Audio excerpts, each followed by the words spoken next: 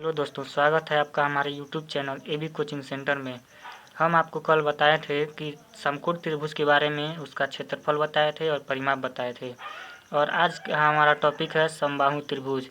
अगर आप समकोण त्रिभुज के बारे में जानना चाहते हैं तो हमारे चैनल को सब्सक्राइब करके प्लेलिस्ट में जाके उसके बारे में देख सकते हैं। और नहीं भी देखना चाहते हैं तो इस वीडियो को ज़रूर देखें, क्योंकि त्रिभुज के बारे में बहुत ज़्यादा इम्पोर्टेंट है जानना। तो आइए हम टॉपिक पे अपने आते हैं। आज हम आपको बताएंगे समबाहु त्रिभुज क्या होता है। तो समबाहु त्रिभुज का परिभाषा होता है दोस्तों, समबाहु त्रिभुज एक ऐसा त्रिभुज होता है जिसकी तीनों भुजाएं बराबर होती हैं। जैसे कि मान लीजिए एक 3 भुजाएं हम ले लेते हैं और तीनों भुजाएं का मान हो जाएगा, मान लीजिए इसका भी ए हो गया, इसका भी ए और इसका भी ए। तीनों भुजा हमारा बराबर है तभी ये समबाहु त्रिभुज कहलाएगा। अब हम आपको बताएंगे समबाहु त्रिभुज का क्षेत्रफल। मान लीजिए समकोण त्रिभुज का क्षेत्रफल आपको बताए थे, उसी तरह समबाहु त्रिभुज का क्षेत्रफल भी होता है। मान लीजिए इसका क्षेत्रफल आपको हम बता रहे हैं 1/2 होता है गुणे आधार गुणे ऊंचाई। तो मान लीजिए समकोण त्रिभुज में 90 अंश का कोण बन रहा था, तो उसमें ऊंचाई आसानी से पता चल जा रहा था। यहाँ पे इसका ऊंचाई लेने के लिए हम बीच में एक लंब डालेंगे, जिसको मान लीजिए h हम कह दे रहे हैं इसका मान। तो ऊंचाई का मान हमको पता होगा तभी हम इसका एरिया निकाल सकते हैं। तो h का मान पहले हमको निकालना चाहिए। तो आइए हम बताते हैं आपको h का मान कैसे निकाला जाता है। मान लीजिए यहाँ पे h का मान निकालना है, तो ऊंचाई का मान होता है कड़ी में कर्ण का स्क्वायर माइनस आधार का स्क्वायर। तो मान लीजिए हमारा आधार हो गया, यहाँ से लेकर के यहाँ तक की दूरी आधार है। तो यहाँ तक की दूरी अगर पूरा ए है तो यहाँ पे इसका आधा दूरी हो जाएगा a/2। मान लीजिए इसका भी दूरी a/2 हो गया और इसका भी दूरी a/2 हो गया। तो आधार का मान लीजिए हमारा, इसका निकाल के दिखाते हैं आपको, अच्छे से समझिएगा। पहले कर्ण का स्क्वायर लिखेंगे माइनस आधार का स्क्वायर।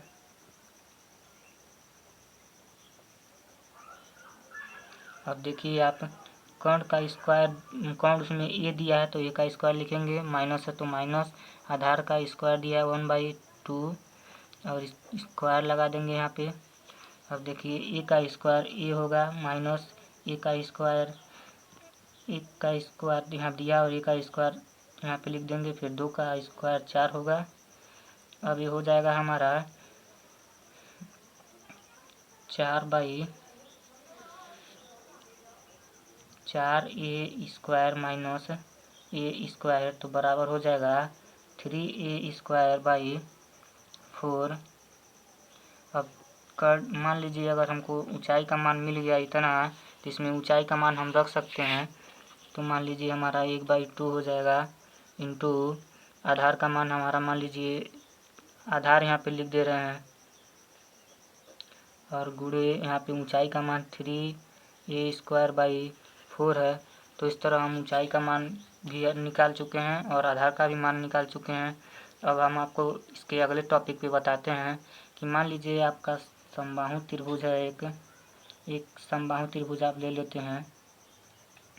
तो हमने बताया आपको, अगर यहाँ से एक रेखा गिराएंगे तो ये हमारा लंब कहाएगा, यानी कि इसको हम h बताए हैं और इसका तीनों भुजा मान लीजिए बराबर है।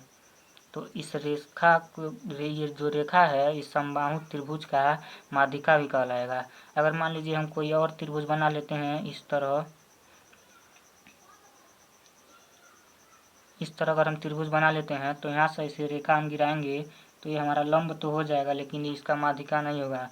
इसका माध्यिका का मतलब हम लोग यहाँ से इस तरह ले जाएंगे। अगर ये हमारा 10 सेंटीमीटर का होगा तो ये भी 10 सेंटीमीटर का होगा, तब हमारा समबाहु त्रिभुज का माध्यिका निकलेगा।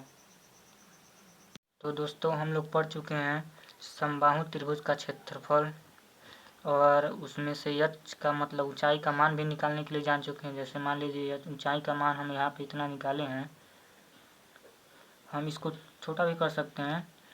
3 को इस तरह कर देंगे, स्क्वायर कड़ी में लगा देंगे तो ये स्क्वायर यहाँ फट जाएगा, ये 2 भी, तब 2 का वर्ग करेंगे, 4 का वर्गमूल निकालेंगे 2 हो जाएगा, इसका इतना मान हो सकता है। तो आइए हम इसका परिमाप बताते हैं आपको। समबाहु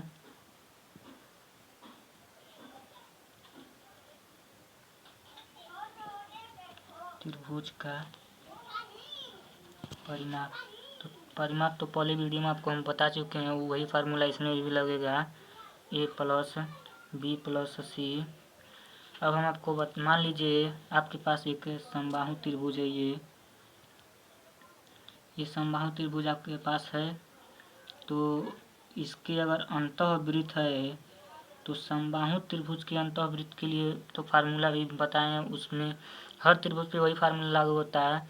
तो मान लीजिए ये हो जाएगा आपका त्रिभुज का क्षेत्रफल बटे अर्ध परिमाप। इसका फार्मूला ये हो जाएगा अंतःवृत्त का।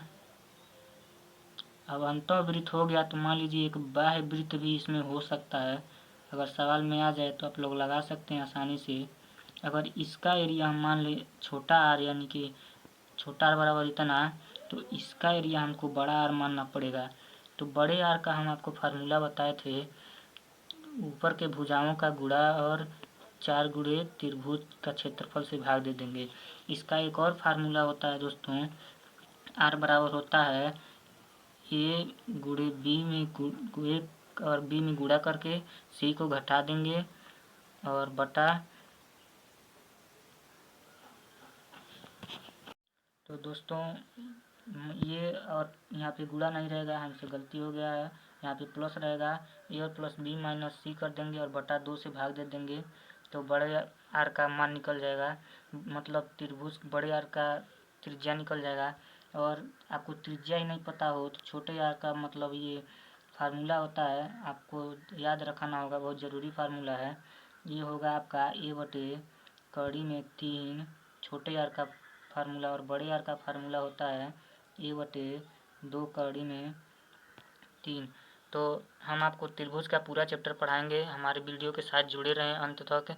और हमारा वीडियो आपको पसंद आए तो लाइक कीजिए और चैनल को सब्सक्राइब कीजिए, शेयर कीजिए। और आपको कोई डाउट रह गया हो तो कमेंट में ज़रूर लिखें। तो गुड बाय, मिलेंगे नेक्स्ट वीडियो में।